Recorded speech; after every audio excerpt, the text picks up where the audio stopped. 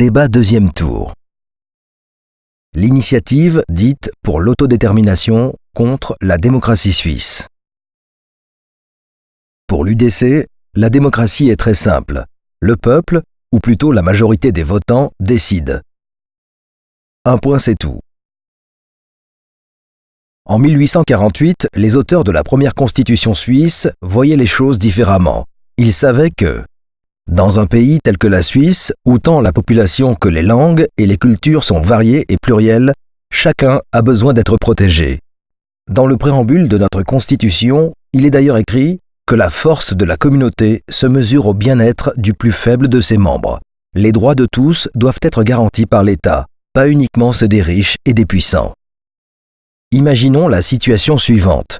3 renards et une oie votent démocratiquement sur ce qui doit figurer au menu du repas. On voit bien que sans règles fondamentales qui valent pour tous, et pas seulement pour une majorité, notre démocratie ne fonctionnerait pas. Chacune et chacun de nous peut faire partie d'une minorité.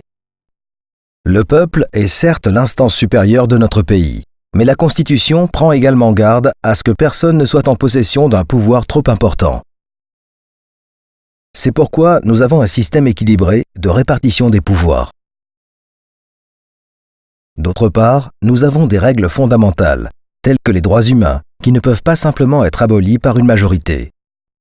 Nous sommes particulièrement fiers, à juste titre, de ce modèle intelligent. Notre démocratie directe a évolué au fil des 170 dernières années et fait ses preuves. Elle fonctionne aujourd'hui très bien. Avec un non à l'initiative dite pour l'autodétermination, nous défendons notre démocratie et notre Suisse.